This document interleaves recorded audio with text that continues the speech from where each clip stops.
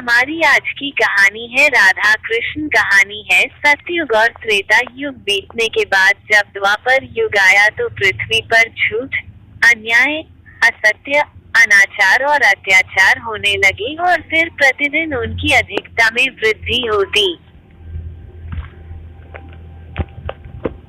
चली गई। अधर्म के भार से पृथ्वी दुखित हो उठी। उसने ब्रह्मा, विष्णु और शिव के पास पहुंचकर प्रार्थना की कि वे उसे इस असहनीय भार से मुक्त करें, लेकिन वे तीनों ही पृथ्वी को इस भार से मुक्त करने में असमर्थ थे। कोई उपाय न देखकर विष्णु ने कहा, चलिए हम लोग भगवान के पास चलें, वही हमें कोई उपाय बता सकेंगे। विष्णु लक्ष्मी, ब्रह्मा और शिव के साथ गोलोक में पहुंचे तो उन्होंने परब्रह्म परमेश्वर को कृष्ण के रूप में और उनकी माया को राधा के रूप में देखा। गोलोक के वृंदावन नामक सुंदर और सुरम्य वन में एक सुंदर आश्रम था। उसी के निकट एक नदी बह रही थी। विष्णु ने परब्रह्म परमेश्वर को पृथ्वी के दुख की गाथा सुनाई तो उन्होंने कहा, मैं पृथ्वी के दुख से परिचित हूँ। पृथ्वी को भारमुक्त करने के लिए शीघ्र ही मैं ब्रज में कृष्ण के रूप में अवतार लेने वाला हूँ। मैं वासुदेव की पत्नी देवकी के गर्भ से जन्म लूंगा और क्योंकि मैं अपनी माया से और मेरी माया मुझसे पृथक नहीं रह सकती, इसलिए मेरी माया राधा के रूप में बरसाने में वृषभानु गोप के घर में जन्म लेगी और उसके बाद मैं पृथ्वी को इस भार से मुक्ति दिलाने का प्रयास करूंगा। क्योंकि एक पापी का वध करना कठिन है, इसलिए मैं ऐसा उपाय करूंगा कि संसार के समस्त पापी स्वयं ही लड़ भिड़ कर पृथ्वी को भारहीन बना दे। आप लोग निश्चिंत होकर अपने अपने को पधारिए और मेरे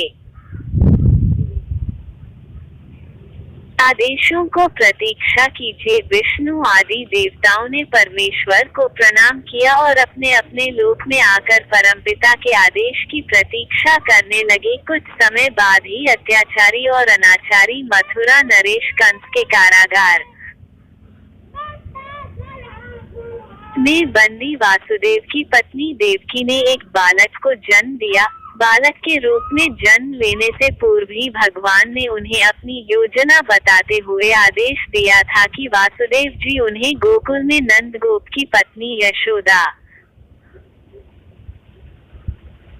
के पास छोड़ आए और उसी समय उनके गर्भ से जन्म लेने वाली कन्या को लाकर कंस के हवाले कर दे।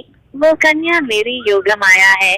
वासुदेव ने ऐसा ही किया और कृष्ण गोकुल में नंद गोप की पत्नी यशोदा की गोद में पलने लगे। उसी समय उनकी माया ने भी राधा के रूप में बरसाने के वृषभानु गोप की पत्नी के गर्भ से जन्म लिया, जिसका नाम माता पिता ने बड़े चाव से राधा रख दिया। दो अलग अलग गांवों में रहते हुए भी राधा और कृष्ण बचपन से ही एक दूसरे को चाहने लगे थे। वन में गायें चराते हुए अक्सर राधा से कृष्ण की भेंट हो जाया करती थी। फिर जब वे दोनों बड़े हो गए तो जब भी रात की बेला में कृष्ण अपनी बांसुरी के स्वरों द्वारा अपनी प्रियतमा राधा को पुकारते, राधा अपनी सहेली गोपबालाओं के साथ कृष्ण के पास पहुंच जाती। राधा और कृष्ण का यह प्रेम दो किशोर लड़के लड़की का प्रेम था, जो थोड़े से दिनों में ही पूरे ब्रज में चर्चित हो गया। नंद बाबा और यशोदा ने चाहा कि कृष्ण का विवाह राधा के साथ कर दिया जाए। उधर बरसाने में वृषभानु और उनकी पत्नी कलावती की भी यही इच्छा थी। एक शुभ दिन देखकर राधा और कृष्ण की सगाई कर दी गई। पूरा ब्रज प्रदेश आनंद उल्लास भरे उत्सवों से भर गया, लेकिन उन दोनों का विवाह नहीं हो पाया था कि कंस के आदेश पर अक्रूर कृष्ण को बुलाने के लिए मथुरा से वृंदावन पहुंच गए और अत्याचारी कंस तथा राक्षसी स्वभाव वाले उसके अनुचरों का वध करने के लिए कृष्ण को बलराम के साथ वृंदावन छोड़कर मथुरा जाना पड़ा और मथुरा में कंस आदि का वध करने के बाद मथुरा राज्य की सुरक्षा के उत्तरदायित्व ने कृष्ण को इतना उलझा दिया कि वह चाहकर भी वृंदावन नहीं जा सके। अपने जामाता कंस के वध का बदला लेने के लिए उसके ससुर जरासंध ने अपनी विशाल सेना के साथ मथुरा को घेर लिया, लेकिन कृष्ण और बलराम ने अपने पराक्रम से जरासंध और उसकी विशाल सेना को पीठ दिखाकर भागने पर विवश कर दिया। लेकिन जरासंध पराजित होकर भी शांत नहीं बैठा। उसके कई बार मथुरा पर आक्रमण किए। मथुरा एक छोटा सा राज्य था और मथुरा नगर को सुरक्षित स्थान पर नहीं बसाया गया था।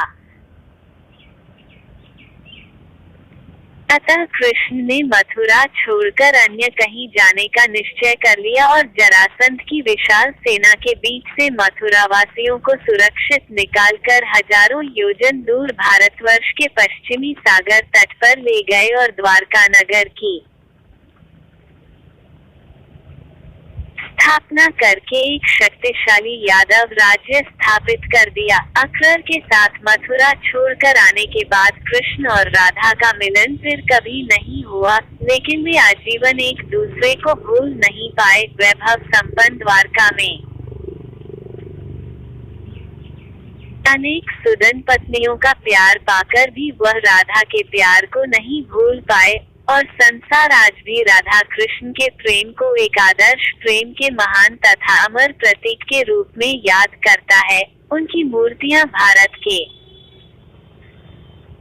मंदिरों में ही नहीं विदेशों में भी अनेक मंदिरों में प्रतिष्ठित हैं और लोग बड़े भक्ति भाव से उनकी पूजा आराधना करते हैं।